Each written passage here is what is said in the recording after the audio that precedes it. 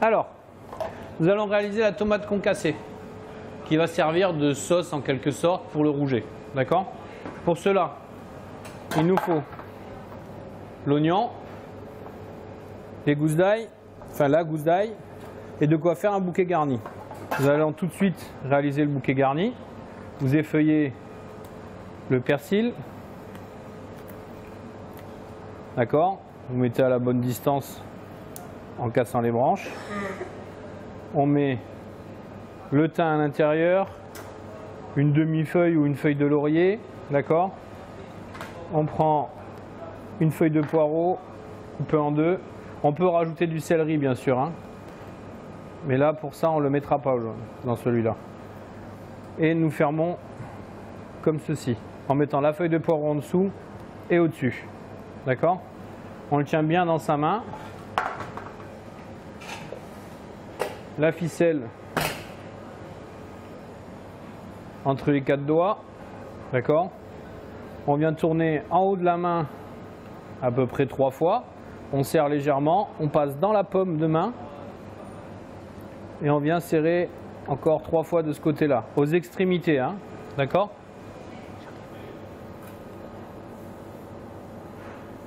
Je fais un double nœud, d'accord?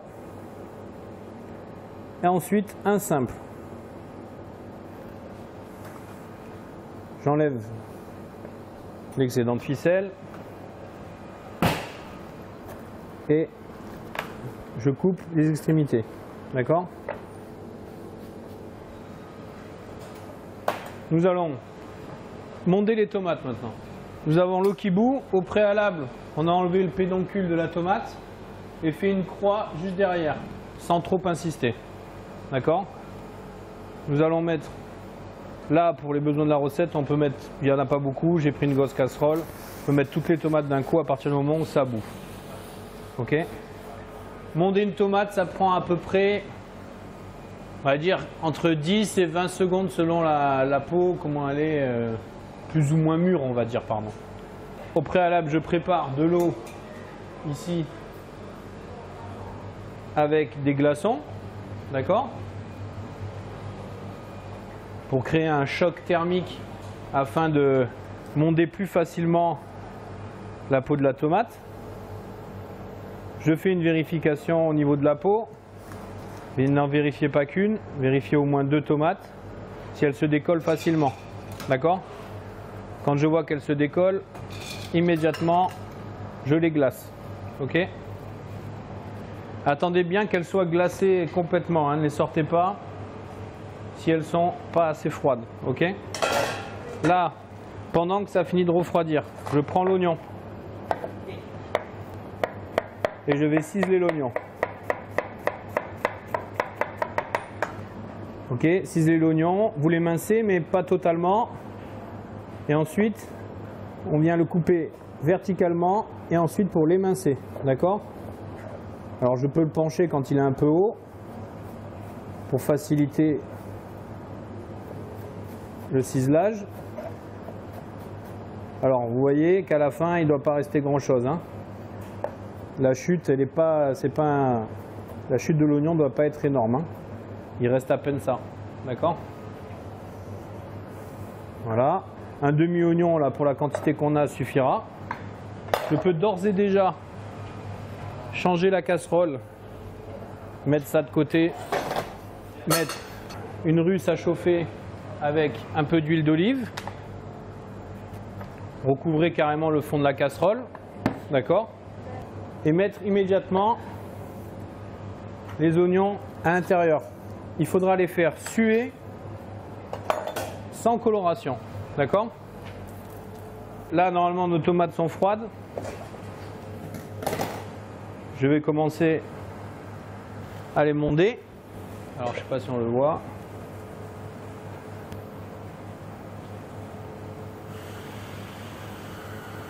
Attention à ne pas faire brûler vos oignons, hein, bien sûr.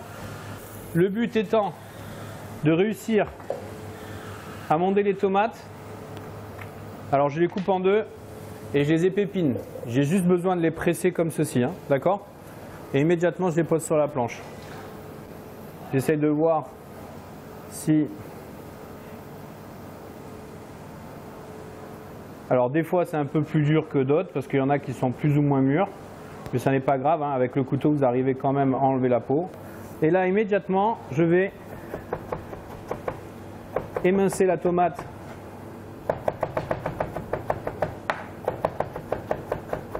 dans un sens, d'accord, pour la tourner dans l'autre sens afin de finir par faire des petits cubes concassés, d'accord. Vous voyez, si vous faites ça assez régulièrement, vous obtenez rapidement la concassée de tomate. Ensuite, on peut finir en mettant quelques coups de couteau. La cuisson fera le reste, d'accord. Là, mes oignons, normalement, doivent être bons.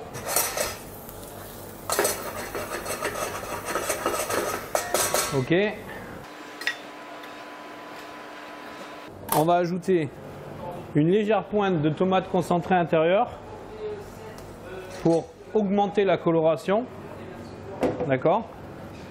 Et en simultané, vous allez faire l'ail. Alors je prends mon couteau à l'envers et j'ai récupéré aussi la gousse d'ail qui m'a servi à faire la panisse. Comme ça, il n'y a pas de gaspillage. Ok. Alors je voudrais que l'ail soit presque en purée. Donc après, je prends ma lame et j'écrase sur le côté. Pardon. Sur le côté comme ceci.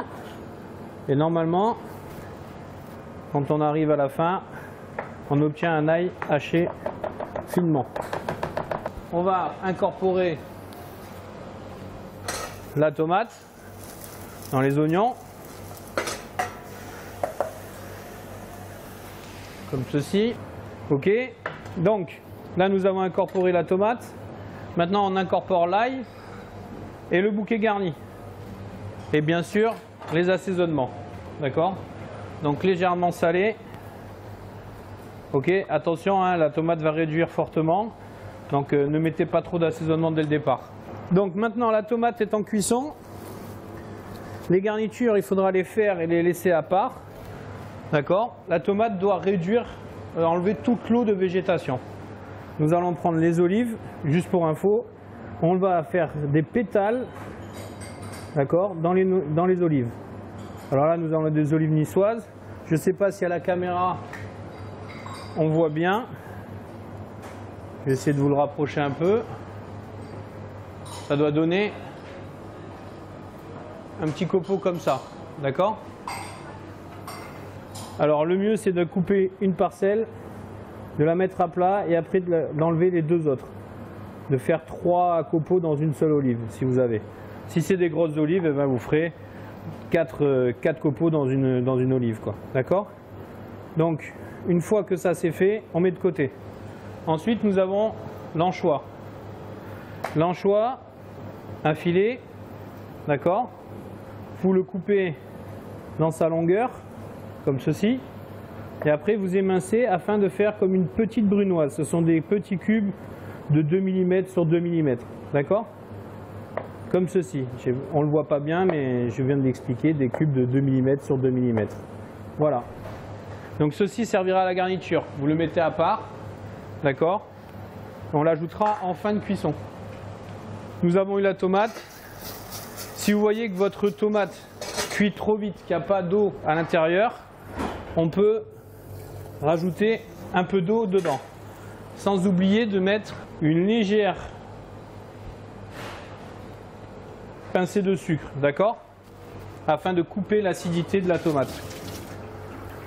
Voilà pour la tomate et la garniture qui sont en cuisson. Ça va cuire à peu près, on va dire 45 minutes. Voilà. Merci, on se retrouve pour la suite de la recette tout à l'heure. Alors, nous voilà pour la suite. Nous allons apprendre à habiller le rouget. Alors, il est déjà presque fini. Qu'est-ce qu'on a fait? On l'a écaillé, d'accord? Écaillé, enlever les écailles. On l'a ébarbé. Mal, mais on l'a ébarbé. Voilà. Ensuite, une fois qu'on a fait ça, on va le lever. Alors, on va lever de particulier. on va pas ouvrir le ventre.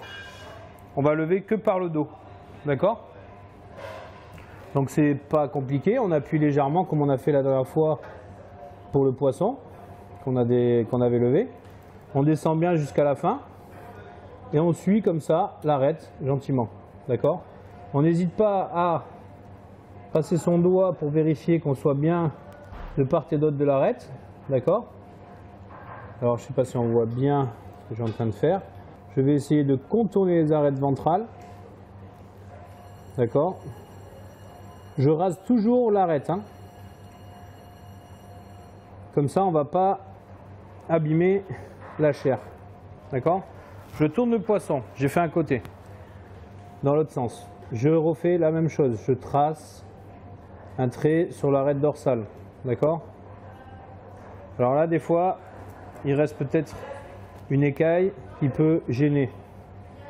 Je monte jusqu'à la tête.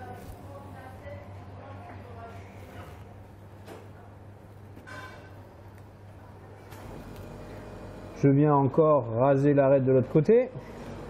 Alors en plus là on est sur un poisson quand même qui est un des poissons les plus chers qu'on a sur le marché provençal, car c'est dit un poisson qui est assez noble, d'accord?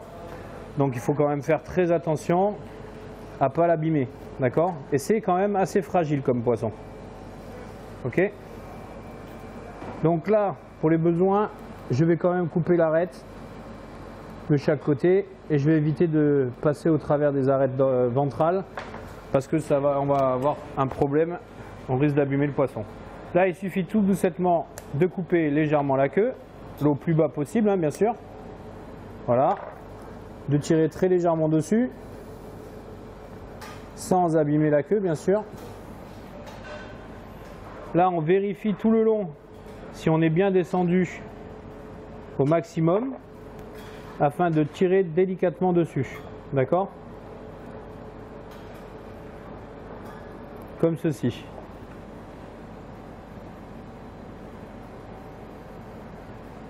Quand j'arrive au bout, je viens couper l'arête de ce côté-là. Ok? Là, je regarde à l'intérieur. Il reste encore cette arête qui est dedans.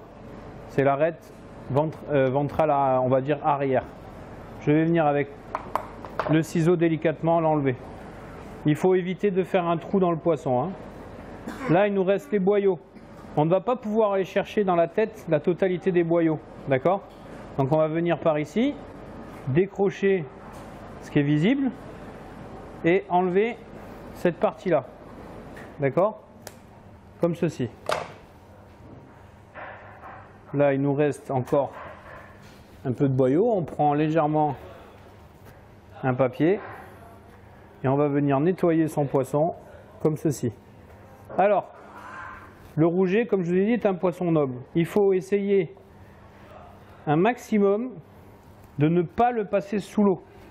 Si vous avez une difficulté quand même avec des caillots de sang ou quoi, eh bien on va essayer quand même.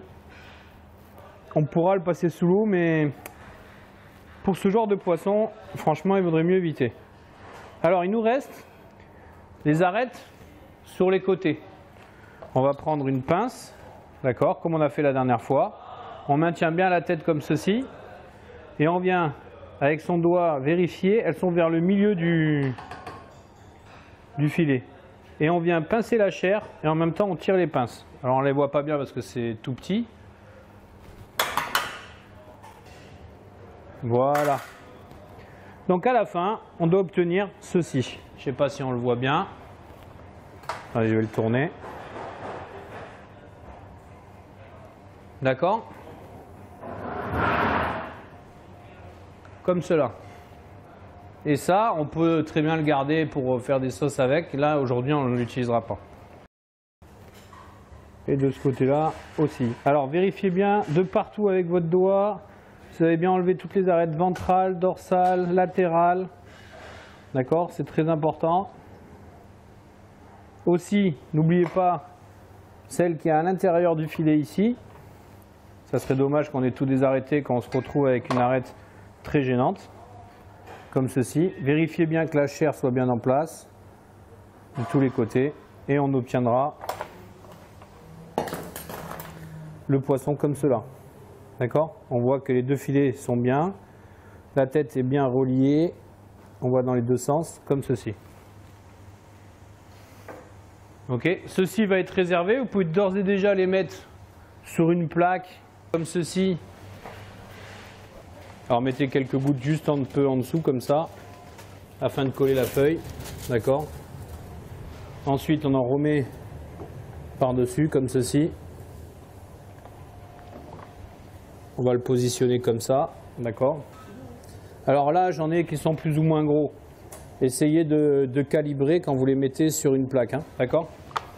Et bien sûr, sans oublier, un peu d'assaisonnement, ok? Légèrement poivré, n'en mettez pas trop pour pas dénaturer la saveur du rouget, parce que vous allez voir, c'est un poisson qui a un goût assez spécifique, d'accord? Comme ça, nature, hein? Le rouget, il ne faut pas trop essayer de le parfumer ou quoi que ce soit. Je pense que c'est un poisson où la chair mérite d'être mangée sans être dénaturée. Voilà. Ok? Voilà pour le rouget. On se retrouve après pour la suite. Pour vous montrer le taillage aussi de la panisse. D'accord? Donc, la panisse, au préalable, là on ne le voit pas, mais je l'ai mis dans un chiffon pour absorber l'humidité. C'est-à-dire on l'a entouré dans un chiffon. D'accord? Et là maintenant je vais vous montrer. Alors, si on ne veut pas trop de chute, on pourrait très bien la couper en petits triangles. Comme ça, ça ne ferait pas trop de chute. D'accord? On peut la couper en petites frites en égalisant juste les bords. D'accord? Comme ceci. Et en menant à peu près 3 frites comme ça. Je vais vous faire les deux sortes, comme ça vous verrez la différence. D'accord? Comme cela. Pardon. Donc là, j'ai taillé en frites. D'accord? Et là, j'ai taillé en triangle à peu près. Ok? Comme ceci. Pour éviter les chutes. Voilà.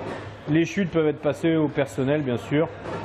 Ou pour d'autres agréments en apéritif ou quoi que ce soit. Donc voilà. Je vais la mettre sur le côté. Alors, comme je vous ai dit, on a pris un peu de retard, donc je vais en même temps vous montrer les panisses. D'accord? Les panisses, j'ai fait chauffer la poêle au préalable. Ok? Je les mets dans la poêle comme ceci. Poêle très chaude, hein? D'accord? Alors, j'évite l'assaisonnement. Pourquoi? Parce que s'il reste un peu d'eau dans les panisses, on risquerait de faire ressortir l'humidité à l'intérieur, d'accord? Et pendant la friture, de toute façon, l'assaisonnement ne collera pas bien comme il faut à l'aliment. D'accord? J'ai préparé aussi, je vais vous le montrer,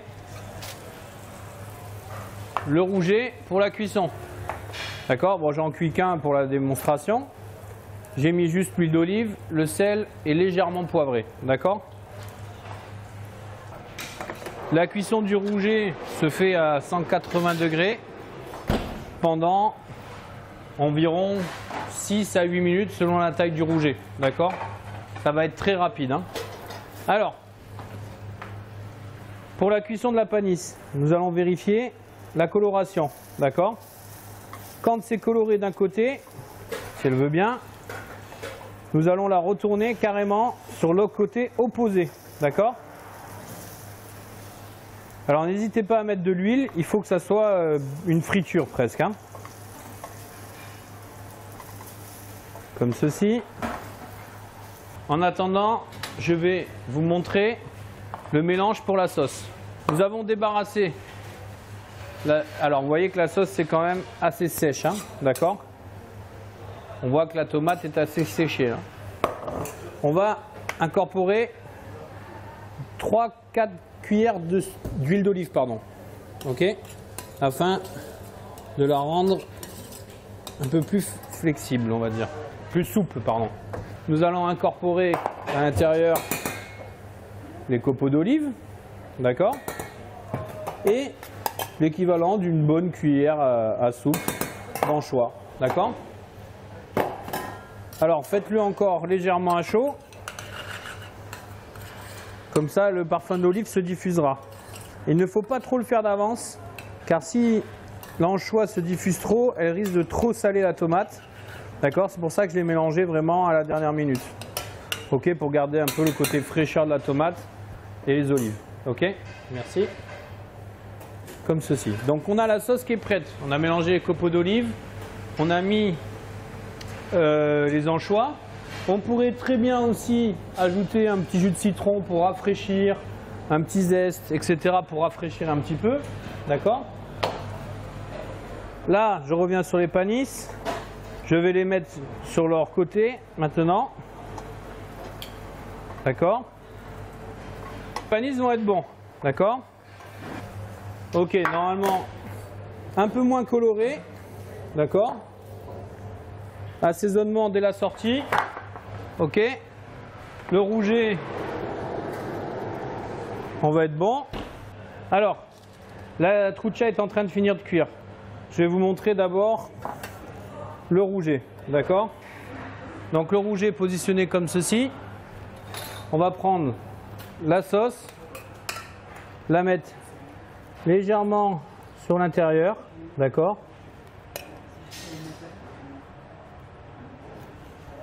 Et monter les panisses comme cela. Alors bien sûr les panisses, si on avait pu contrôler un peu mieux la cuisson, ça aurait été mieux. D'accord? D'accord, comme ça.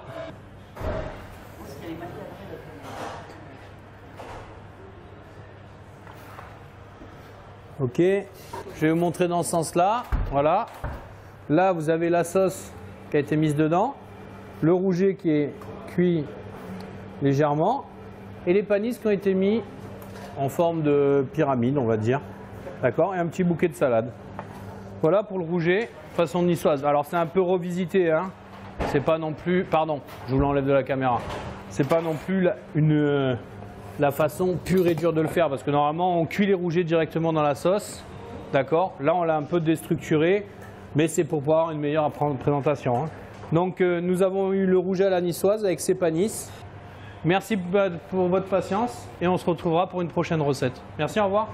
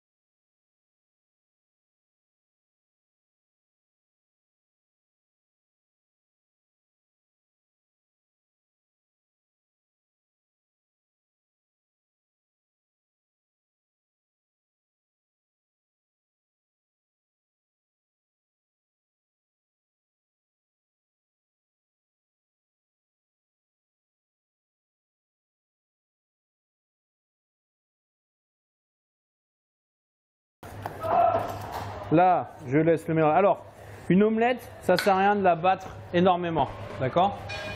Une fois qu'on l'a battue, c'est bon. Là, je fais chauffer la poêle. Alors, j'en profite. Là, vous avez vu, c'est simple, hein.